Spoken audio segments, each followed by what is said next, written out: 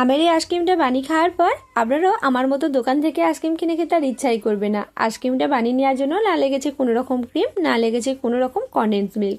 এগুলো ছাড়াই বাড়িতে থাকা সামান্য কয়েকটা উপকরণ দিয়ে এই আমের আইসক্রিমটা বানিয়ে নিয়েছি। খেতে যেমন ক্রিমি আর মুখে দিলে মিলিয়ে যাওয়ার মতো হয়েছে, তেমনই খেতে কিন্তু দারুণ লাগে। বাড়িতে চাইলে এই পদ্ধতিতে পাকা আম দিয়ে আইসক্রিমের রেসিপিটা একবার বানিয়ে দেখতে পারেন। পাকা আমের এই আইসক্রিম রেসিপিটি বানিয়ে নেওয়ার জন্য প্রথমে এখানে একটা মিডিয়াম সাইজের পাকা আম নিয়ে নিয়েছি। এবার ছুরি দিয়ে আমটা দু সাইড থেকে কেটে নিলাম, আর এভাবে করে কেটে নিয়ে চামচ দিয়ে থেকে শাঁসটা আলাদা করে নিচ্ছি। তো আমি এভাবে করে পাকা আম থেকে শাঁসটা আলাদা করে নিচ্ছি। আপনারা চাইলে আপনাদের সুবিধা মতো আম থেকে শাঁসটা আলাদা করে নেবেন। তো আম থেকে শাঁসটা আলাদা করে নিয়েছি, একটা পাত্রের মধ্যে নিয়ে নিয়েছি। এবারে আমটা মিক্সার জারের মধ্যে নিয়ে মিহি করে বেটে নিচ্ছি। পাকা আমটা থেকে শাঁসটা ভালোভাবে বের করে নেওয়ার পর এবার মিক্সার জারের মধ্যে নিয়ে মিক্সিতে এটা বেটে নিয়েছি, আর এটা একদম মিহি করে বাটা হয়েছে। এবার এই পাকা আমের মিশ্রণটা এক সাইডে রেখে দিচ্ছি। এবার গ্যাস ওভেন অন করে নেওয়ার পর কড়াইয়ের মধ্যে নিয়ে নিচ্ছি 500 মিলিলিটার মতো গরুর দুধ। দুধটা অল্প কিছুটা সময় নাড়াচাড়া করে দুধটা যখন হালকা কুসুম গরম হয়ে আসছে, তখন এর মধ্যে দিয়ে দিচ্ছি 2 চামচ মতো গুঁড়ো দুধ। এতে করে দুধটা যেমন অনেকটা বেশি ঘন হবে, তেমন আইসক্রিমটা খেতেও ভালো লাগবে। এবার এই গুঁড়ো দুধ মিশিয়ে নেওয়ার পর গ্যাসের ফ্লেম মিডিয়ামে করে দিয়ে দুধটা গরম করে নিচ্ছি, আর বেশ কিছুটা সময় এই দুধটা নাড়াচাড়া করে ঘন করে জাল করে নিচ্ছি। তো এই দুধটা জাল করে ঘন করে নেওয়ার সাথে সাথে এবারে আইসক্রিমটা বানানোর জন্য একটা মিশ্রণ তৈরি করে নেব। তার জন্য একটা বোলের মধ্যে 2 চামচ মতো কাস্টার্ড পাউডার নিয়ে নিয়েছি, সাথে এখানে 250 মিলিলিটার মতো গরুর দুধ নিয়ে নিয়েছি। এই দুধটা অল্প অল্প করে কাস্টার্ড পাউডারের মধ্যে দিয়ে দিচ্ছি আর মিশিয়ে নিচ্ছি। আর এটা কিন্তু খুব ভালোভাবে মিশিয়ে নিতে হবে, যাতে করে কাস্টার্ড পাউডারের কোনো রকম দানা ভাব না থাকে। তো দেখুন অল্প অল্প করে দুধ এভাবে করে দিয়ে দিচ্ছি, আর খুব ভালোভাবে মিশিয়ে নিয়ে একটা মিশ্রণ তৈরি করে নিয়েছি। এই মিশ্রণটার মধ্যে কিন্তু কোনো রকম দানা ভাব নেই। এবার এই মিশ্রণটা এক সাইডে রেখে দিচ্ছি। এবার এদিকে যে দুধটা জাল করে নিয়েছিলাম, দুধটা দেখুন আগের তুলনায় অল্প একটু ঘন হয়ে গেছে। এবার এখানে মিষ্টির জন্য দিয়ে দিচ্ছি 1/2 কাপ মতো চিনি। তো চিনির পরিমাণটা এখানে আপনারা কম বেশি করে নিতে পারেন। আইসক্রিমের মধ্যে মিষ্টিটা যে অনুযায়ী খেতে পছন্দ করেন সেই পরিমাণে চিনি এখানে ব্যবহার করতে পারেন। তবে খুব বেশি চিনি দেবেন না, সেক্ষেত্রে আইসক্রিমটা জমতে একটু বেশি সময় লাগতে পারে। দুধের মধ্যে পরিমাণ মতো চিনি দিয়ে মিশিয়ে নিয়েছি। এবার যে কাস্টার্ড পাউডার মেশানো মিশ্রণটা তৈরি করে রাখছিলাম, এই মিশ্রণটা অল্প অল্প করে এভাবে করে দিয়ে দিচ্ছি, আর হাতা দিয়ে সাথে সাথে নাড়াচাড়া করে নিচ্ছি। আর এই সময় কিন্তু গ্যাসের ফ্লেম লোতে করে দিয়েছি। আর এই কাস্টার্ড পাউডার মিশ্রণটা দেওয়ার আগে কিন্তু অল্প একটু নাড়াচাড়া করে নেবেন, না হলে এর মধ্যে শক্তভাব নিচে বসে যেতে পারে। আর দেওয়ার সাথে সাথে এভাবে করে কিন্তু নাড়াচাড়া করে নিতে হবে, না হলে শক্তভাব হয়ে যেতে পারে।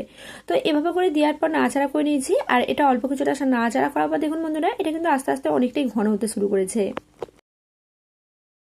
তো দুধের মধ্যে কাস্টার্ড পাউডার মেশানো মিশ্রণটা দিয়ে অনবরত নাড়াচাড়া করে নিয়েছি, আর এটা মিশিয়ে নেওয়ার পর তারপর গ্যাসের ফ্লেম মিডিয়ামে করে দিয়ে এটা বেশ কিছুটা সময় নাড়াচাড়া করে নেওয়ার পর দেখুন বন্ধুরা, এটা কিন্তু আগের তুলনায় অনেকটাই ঘন হয়ে গেছে। এবার যে আমের মিশ্রণ বা কাঠটা আমি রেডি করে রাখছিলাম, এই মিশ্রণটা এর মধ্যে দিয়ে দিচ্ছি, আর খুব ভালোভাবে একসাথে মিশিয়ে নিচ্ছি।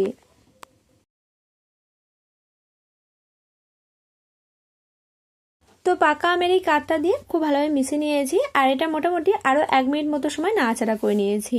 এটা কিন্তু অনেকটাই ঘন হয়ে গেছে। এবার গ্যাসের ফ্লেম বন্ধ করে দেওয়ার পর এবার এখানে 2 টুকরো মতো নিয়ে নিয়েছি বাটারটা দিলে আইসক্রিমটা খেতে যেমন ভালো হয়, তেমনই কিন্তু অনেকটা ক্রিমি ভাব আসে।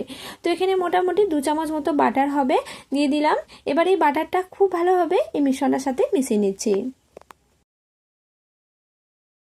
বাটার দেওয়ার পর মিশ্রণের সাথে নাড়াচাড়া করে মিশিয়ে নিয়েছি। এবার এই মিশ্রণটা একটা স্টিলের টিফিন বক্সের মধ্যে ঢেলে নিচ্ছি, আর এটা ঠান্ডা হয়ে যাওয়ার পর দেখুন বন্ধুরা, আগের তুলনায় কিন্তু অনেকটাই শক্ত হয়ে গেছে এবং একটা জেলি জেলি মতো হয়ে আসছে।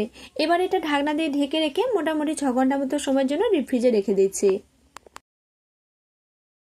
ডিপ ফ্রিজের মধ্যে মোটামুটি 6 ঘন্টা মতো সময়ের জন্য রেখে দিয়েছিলাম। 6 ঘন্টা বাদে দেখে নিচ্ছি, দেখুন বন্ধুরা, এটা কিন্তু অনেকটাই শক্ত হয়ে গেছে।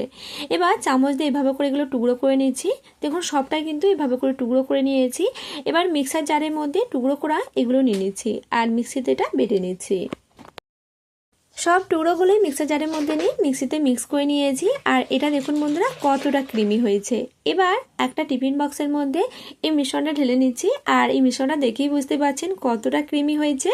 এবার এটা আলতো করে এভাবে করে ঠোকা দিচ্ছি, যাতে করে খুব ভালোভাবে চালিয়ে যায়। তো টিফিন বক্সটা এভাবে করে ঠোকা দিয়ে চালিয়ে নিয়েছি। এবার এর মধ্যে বেশ কিছুটা পরিমাণে ছোট ছোট টুকরো করে নিয়ে পেস্তা বাদাম কুচি, আলমন্ড বাদাম কুচি এবং কাজু বাদাম কুচি ছড়িয়ে দিচ্ছি, যাতে করে আইসক্রিমটা খেতেও ভালো লাগে আর দেখতেও খুবই ভালো লাগে।